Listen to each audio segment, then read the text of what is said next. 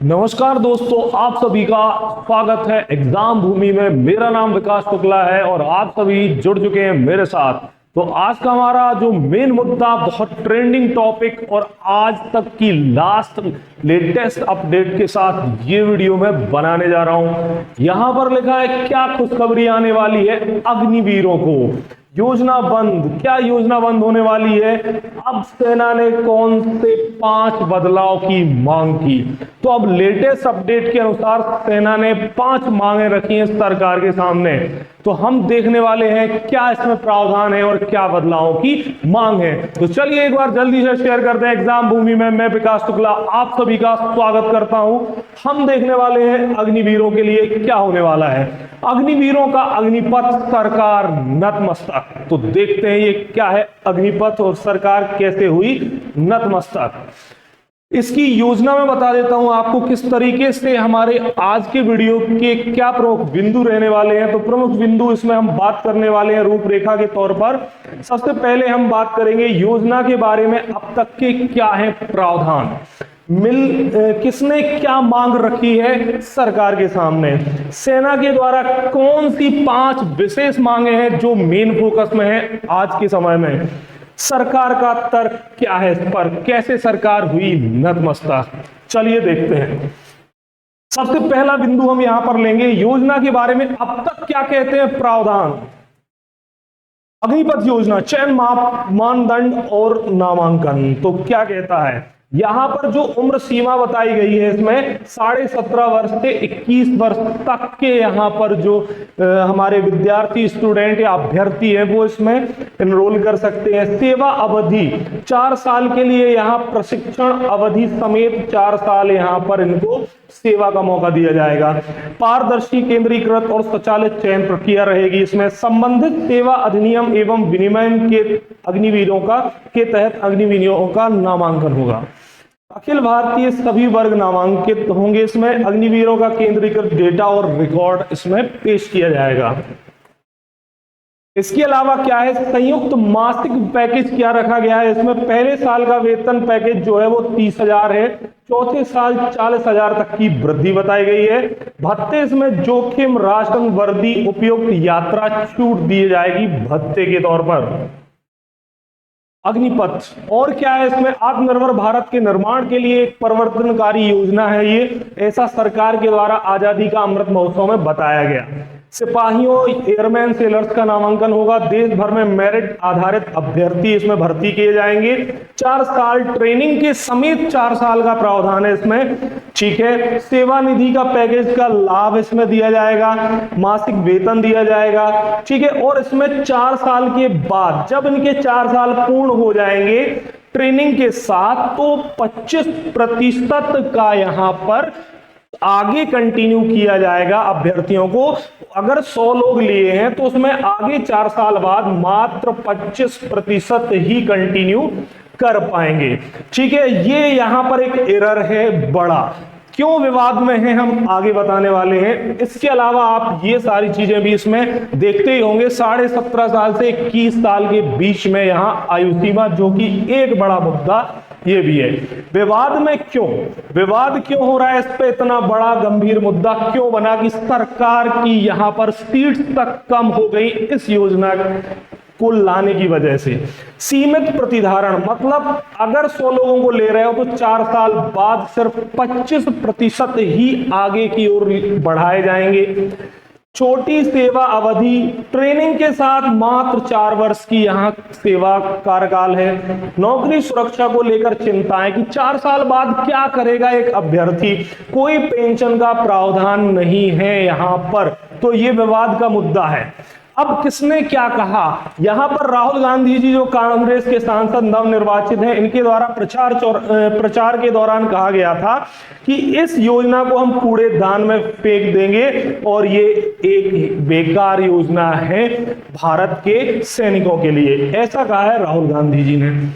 NDA गठबंधन की सरकार बनी, पूर्ण बहुमत से सरकार नहीं आ पाई, इसके लिए अग्निवीर योजना की समीक्षा का सवाल उनके ही एक साथी ने उठाया है और ये है जनता दल यूनाइटेड नीतीश कुमार जी की, जो नीतीश कुमार हैं उनके द्वारा, उनका जो महासचिव हैं उनके केसी त्यागी जी ने बोला है कि इसकी की जाए समीक्षा।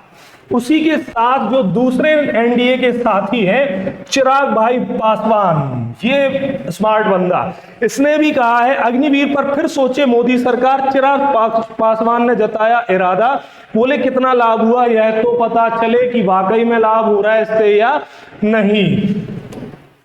इसके साथ शिबू जी, जो एक आप इनको कमांडर के तौर पर इनके जो काफी चर्चित भाषण होते हैं, उनने भी कुछ इस पे कहा है। पहला पॉइंट शिबू जी ने कहा है 4 साल बाद 25% की जगह 70% तक यहां पर उम्मीदवारों को आगे कंटिन्यू किया जाए। ठीक है, अग्निवीरों को आगे लिया जाए। सेवा कार्यकाल को बढ़ाकर 8 वर्ष तक मतलब दुगना कर दिया जाए। ट्रेनिंग यहां हाई लेवल की दी जाए इनको, क्योंकि ट्रेनिंग के साथ 4 साल है, मतलब उस स्तर के सैनिक की जो एक कड़ी ट्रेनिंग होती है, क्योंकि एक बड़े ट्रेनर भी है ये, तो वो ट्रेनिंग हाई लेवल की हो। कमेटी गठित कर पुनर्विचार कर समीक्षा की जाए, ये शिबू जी के द्वारा इसमें कहा गया है। इसके बाद सेना ने किन प्रमुख 5 बदलावों की मांग की है, तो अब मेन सेना ने क्या कहा है। ये तो जो पॉलिटिकल पार्टीज है अपना लाभ देखने के लिए और कहीं ना कहीं एक मजबूत विपक्ष का होना बहुत जरूरी है, और एक अच्छी बात है कि हमारे सैनिकों को यहां पर इस तरीके से नजरअंदाज ना किया जाए, उनके लिए उचित कदम उठाए जाएं और उनके आगे का फ्यूचर यहां पर संरक्षित सुरक्षित किया जाए। इसके लिए कम से कम ये सभी लोग आगे आए। सरकार को नतमस्तक होना पड़ा, और क्या सरकार ने इसमें अब लास्ट अपडेट तक प्रावधानों की बात की है वो हम लास्ट में जानेंगे। उससे पहले सरकार ने किन प्रमुख 5 मांगों को रखा है, सेना ने रखा है सॉरी, तो वो हम देखते हैं। अग्निवीरों का कार्यकाल सेना के द्वारा बोला गया है कि भैया 4 से 7 वर्ष तक किया जाए, पहली मांग सेना की। दूसरी मांग 25% जो 4 साल के बाद आगे कंटिन्यू करेंगे उसको बढ़ाकर 60 से 70% तक कर दिया जाए, जो 4 साल के बाद आगे कंटिन्यू करेंगे। भर्ती आयु 17.5 वर्ष से बढ़ाकर 22 से 23 वर्ष तक की जाए, तो आयु जो है 17.5 से बढ़ाकर 22 से 23 वर्ष तक की जाए।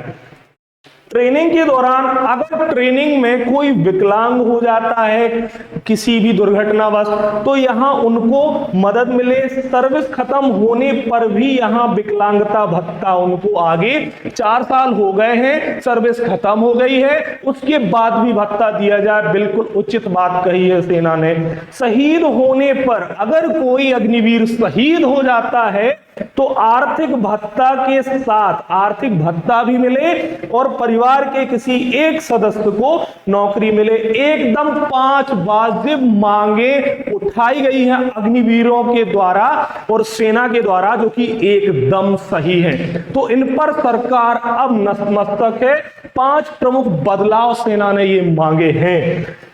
क्या कहती है सरकार का तर्क। अब बात आती है सरकार की कि सरकार का इसमें रुख क्या है।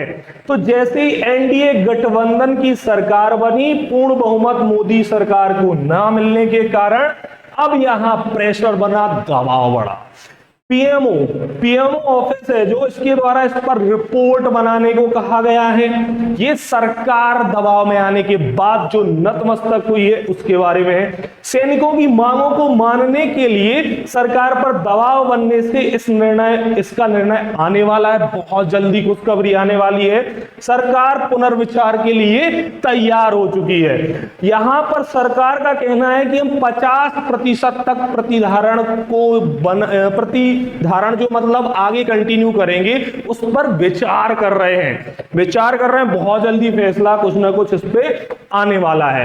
और इसके अलावा सहायता उपाय हम इनको क्या दे सकते हैं, तो सरकारी नौकरियों में वरीयता दे सकते हैं, इस पर भी विचार चल रहा है। जो इग्नू द्वारा विशेष कौशल का यहां डिप्लोमा डिग्री दिया जाता है, इस पर आधारित कार्यक्रम में उनको क्या एंट्री दिलाएंगे। सीएपीएफ और असम राइफल्स की जो भर्ती होती है उनमें अग्निवीरों को यहां प्राथमिकता या वरीयता दी जाएगी। तो ये प्रमुख बिंदु थे आज के, जिसके अंतर्गत आज जो वर्तमान में लास्ट अपडेट तक सरकार नतमस्तक है और विचार करने को तैयार हुई। इसमें विपक्ष का भी योगदान है, उनको भी धन्यवाद, और सेना के साथ जो खड़े वरिष्ठ अधिकारी हैं उनका भी धन्यवाद। और सेना के लिए हमें निरंतर कुछ ना कुछ करना चाहिए, और यहां सरकार को भी दबाव बनाना बहुत जरूरी था। इसकी वजह से सरकार अब नतमस्तक है, अग्निवीरों का अग्निपथ सरकार नतमस्तक। तो ये आपके लिए जानकारी अब तक की थी कि किस प्रकार प्रावधान है और क्या किसकी मांगे हैं, और सेना की प्रमुख 5 बिंदु कौन से रहे वो मैंने इस वीडियो में आपको बताए। अगर आपको लगता है इंफॉर्मेशन बहुत ही इंपॉर्टेंट लगी है, आगे आने वाला तुरंत अपडेट नेक्स्ट वीडियो में आपको अवेलेबल होगा, तो आप सभी इस लिंक को, इस वीडियो की ज्यादा से ज्यादा फैलाएं और सरकार पर आप भी दबाव बनाएं कि बिल्कुल एकदम उचित मांगे हैं और अग्निवीरों के लिए यहां पर हमें और हमारी सरकारों को करना चाहिए, क्योंकि हम यहां खड़े हैं क्योंकि हमारा सैनिक सीमा पर खड़ा है। तो इसी के साथ इस वीडियो को हम यहां एंड करते हैं। आप सभी लाइक शेयर कमेंट करके हमें जरूर बताएं कि आप और क्या इसमें वीडियो में हमसे इंफॉर्मेशन चाहते हैं, हमसे मदद चाहते हैं। जो भी है हम आपके लिए हमेशा खड़े हुए हैं। एग्जाम भूमि में मैं विकास शुक्ला आप सभी का शुक्रिया धन्यवाद करता हूं आखिरी तक जुड़े रहने के लिए। और सरकार सेना की इन 5 बातों को माने और यहां कमेटी गठित करे। इसमें अगर सुप्रीम कोर्ट भी आना चाहे बीच में तो जरूर आए, और विपक्ष का नेता भी कोई इसमें मेन बैठे, जिससे हमें बिल्कुल निष्पक्ष रूप से हमारे सैनिकों को मदद मिले। तो इसी के साथ इस वीडियो को हम एंड करते हैं। जय हिंद, जय भारत। लाइक शेयर कमेंट करना ना भूलें।